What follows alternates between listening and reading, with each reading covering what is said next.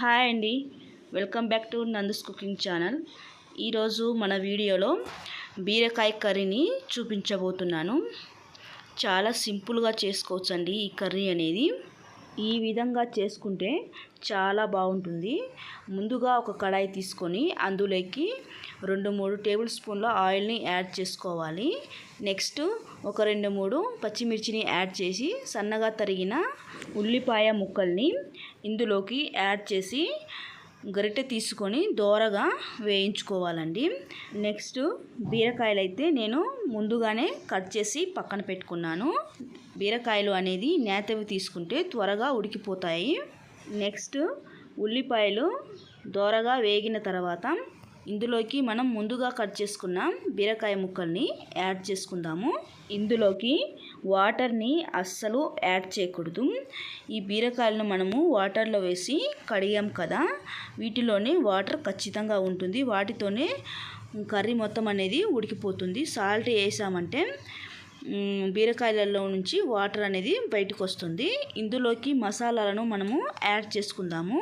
కొంచెం salt, 1/2 tea spoon పసుపుని add చేసి, 1 టేబుల్ స్పూను ధనియాల పౌడర్, 1 టేబుల్ స్పూన్ కారం యాడ్ చేసి వీటితోనే ఈ బీరకాయ ముక్కలు అనేది మంచిగా మగ్గుతుంది. వాటర్ కూడా బయటకు వచ్చేలాగా మగ్గుతుంది.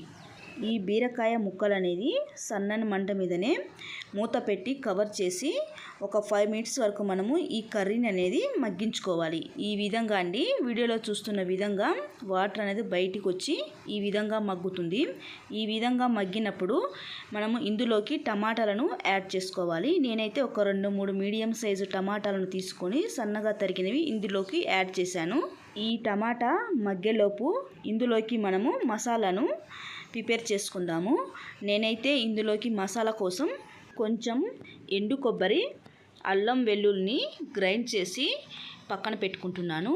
ఈ మసాలా పేస్ట్ అనేది ఈ కర్రీలోకి యాడ్ చేసుకుంటే గ్రేవీలాగా వస్తుందండి. జ్యూసీగా చాలా బాగుంటుంది. ఒకసారి మీరు కూడా ట్రై చేయండి.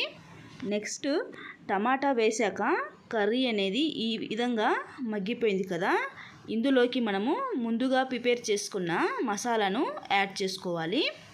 ఈ మసాలాను యాడ్ చేసిన తర్వాత ఇందులోకి కావాలి అంటే మనకు కొంచెం వాటర్ కూడా యాడ్ చేసుకొని ఈ మసాలాను కూడా మగ్గించుకోవాలి. ఈ బీరకాయ కర్రీలోకి కావాలంటే మీరు పాలు కూడా యాడ్ చేసుకోవచ్చు. నేనైతే పాలు యాడ్ చేయలేదండి, స్కిప్ చేస్తున్నాను. పాలు యాడ్ చేయడం వల్ల కర్రీ అనేది చిక్కదనం వచ్చి టేస్ట్ మాత్రం చాలా బాగుంటుంది. పాల బదులు నేను మసాలా పేస్ట్ని యాడ్ చేశాను. గ్రేవీగా వస్తుందండి. ఇందులోకి మనము కావాలంటే గరం మసాలాను కూడా యాడ్ చేసుకోవచ్చు. నేనైతే గరం మసాలాను కూడా యాడ్ చేశాను ఫ్లేవర్ కోసం.